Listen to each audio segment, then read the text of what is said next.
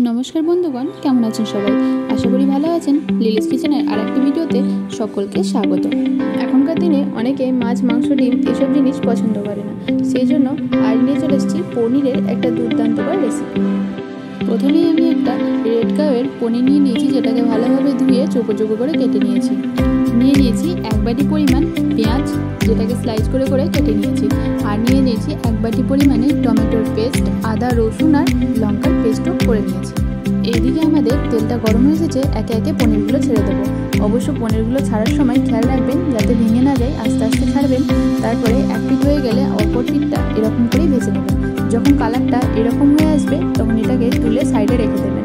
যেহেতু পনির ভাজার সময় একটু বেশি তেল নিয়েছিলাম আমি, তো এই তেলেই আমি রান্নাটা পুরোপুরি সেরে নেব। আপনার যদি মনে হয় আরও খানিকটা তেল লাগবে তাহলে অল্পখানি তেল অ্যাড করে দেবেন।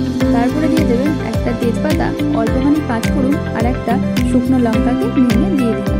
এরপরে এটাকে হালকা ভাজা ভাজা করে নেব। তারপরে যে পেঁয়াজগুলো আমরা কেটে রেখেছিলাম সেগুলো এর মধ্যে দিয়ে দেবো। এরপরে এই পেঁয়াজটাকে ভালোভাবে ভাজবো যতক্ষণ না কালারটা ব্রাউন হয়ে আসছে। কালারটা ব্রাউন হয়ে এলে ওর মধ্যে আমরা যে পেস্টটা করেছিলাম আদা, রসুন আর লঙ্কার, সেই পেস্টটা এখানে দিয়ে দেবো। দিয়ে এটাকে 5 মিনিটের মতো ভাজা ভাজা করে নেব। মশলাটা ভাজা হয়ে গেলে ওর মধ্যে আমরা পরিমাণ মতো লবণ, পরিমাণ মতো হলুদ গুঁড়ি, পরিমাণ মতো জিরা গুঁড়ি দিয়ে আবারও খানিকক্ষণের মতো ভেজে নেব, যতক্ষণ না পর্যন্ত এই কাঁচা মশলার গন্ধটা চলে যায়। এটাকে ভালোভাবে নাড়াচাড়া করতে থাকবেন যাতে কড়াইয়ে লেগে না যায়। এরপরে দিয়ে দেবো আমরা টমেটোর পেস্টটা। টমেটোটা যতটা পরিমাণে দেবেন গ্রেভিটা ততটা পরিমাণে ঘন হবে আর ভালো হবে। এটাকে দিয়ে আরও খানিকক্ষণের মতো নাড়াচাড়া করে ভেজে নিয়ে খানিকক্ষণ ফুটতে ছেড়ে দেবো। তারপরে দিয়ে দেবো 1 চা চামচ পরিমাণে সবজি মশলা দিয়ে আরও খানিকক্ষণ নাড়াচাড়া করতে থাকবো। এর মধ্যে 2 বাটি পরিমাণে জল অ্যাড করে আরও খানিকটা ফোটার জন্য ছেড়ে দেবো। এটা ফুটে উঠলে খানিক নাড়াচাড়া করে আগে থেকে ভেজে রাখা পনিরগুলো এর মধ্যে অ্যাড করে দেবো।